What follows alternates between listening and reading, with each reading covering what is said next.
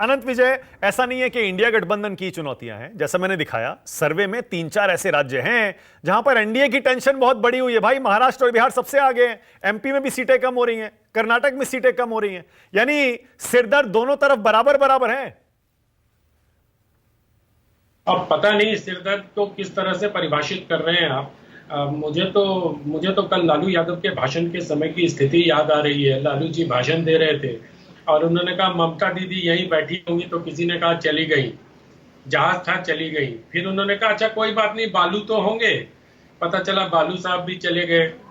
तो जब प्रमुख नेता के बात करने का समय आता है तो सब जहाज का टाइम याद आ जाता है कि हमारा जहाज इतने बजे था और हम चले जाएंगे। तो इससे पता चलता है मानक कि कितना आप सिंसियरली इस काम को कर रहे हैं। जब कॉस्मेटिक चीजों को तय करने में इनमें एकता नहीं हो रही है, तो जो जीवन मरण का प्रश्न है, सीटों का बंटवारा, उसमें कहाँ से एकता होगी, कहाँ से तनाव दिखेगा। मुझे तो लग रहा है कि मैं अभी वो सूची देख रहा था जो कल 6-7 कमेटियां बनाई गई, उसमें तृणमूल कांग्रेस के सामने, सबके सामने खाली तृणमूल कांग्रेस लिखा हुआ, अभी कोई नॉमिनेशन भी नहीं आया। उधर बंगाल में जो स्थितियां बन गई हैं, क्या मुझे किसी भी जो प्रैक्टिकल होकर कोई सोचे, और राजनीति पर आज की बात कर रहा हूं मैं, आज की राजनीति पर अगर प्रैक्टिकल होकर सोचे तो सीटों का गठबंधन मतलब वो सबसे बड़ा लगभग असंभव चीज नजर आ रही है, क्योंकि महत्वाकांक्षाएं इतनी बड़ी है लोगों को। क्या आपको बिहार में लगता है कि लालू जी 10 सीट पे मान जाएंगे, 15 सीट पे मान जाएंगे?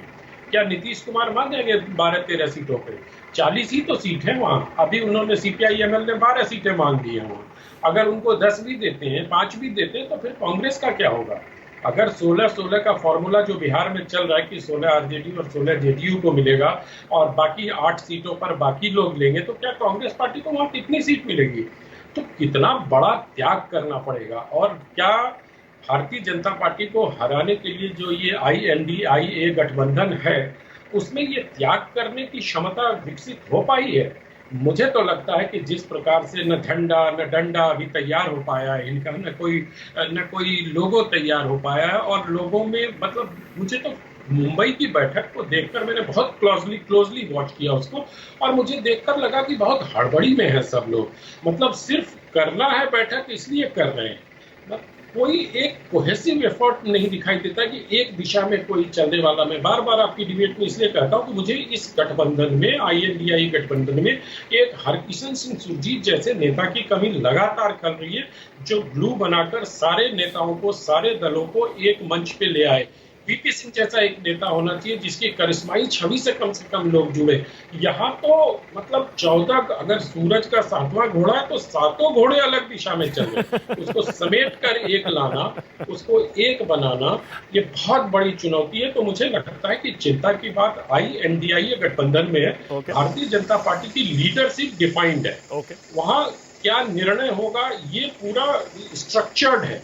और अभी तो इनके स्ट्रक्चर्ड होने की बात तो बहुत आगे की बात है। मुझे तो लगता है कि अभी इन्होंने अपनी प्राथमिकताएं ही तय नहीं की है। जिस प्रकार से श्रीमान राहुल गांधी जी कह रहे हैं, जिसको आपने बेचैनी कहा और दूसरे वक्ता उसको कुछ होशियारी या समझदारी कह रहे हैं, मुझे लगता है कि ठीक बात है, वो समझदार हैं, उनको लग रहा है कि ये मौका हाथ से चला जाएगा। अब लेकिन सवाल यही है कि अगर एक बंदा समझदारी दिखा रहा है तो उसकी समझ के साथ चलने वाले कौन लोग हैं, उनकी समझ के साथ कितनी दूर तक जाने वाले लोग हैं। अभी कांग्रेस के किसी प्रवक्ता का मैं इंटरव्यू सुन रहा था, वो वहां कहा जा रहा था कि 200 सीटों पर तो मेरा डायरेक्ट फ्लाइट है, डायरेक्ट फाइट है ना। 190 सीटों पे हम दूसरे नंबर पे थे, तो 390 तो ऐसे ही हो गया मानक। तो बचता क्या है? अगर इसको हम उनके दबाव की राजनीति के तौर पर भी अगर इस बयान को देखते हैं, तो मुझे लगता है कि सीटों का बंटवारा एक ऐसा असंभव कार्य है जिसके लिए प्रयास होगा। और मैं आज आपके चैनल पे कह रहा हूं, और मुझे लगता है कि आपके साथ जो बातें मैं कहता हूं कई बार वो सही भी साबित होती हैं। मैं ये कह रहा हूं कि देखिएगा 150 से 200 से ज्यादा सीटों पर फ्रेंडली फाइट होगी। ये फ्रेंडली फाइट की बात हमने विश्वनाथ प्रताप सिंह के समय में बहुत देखी थी, और मुझे लगता है कि अल्टीमेटली फ्रेंडली फाइट पे ये चुनाव होने जा रहा है। All right.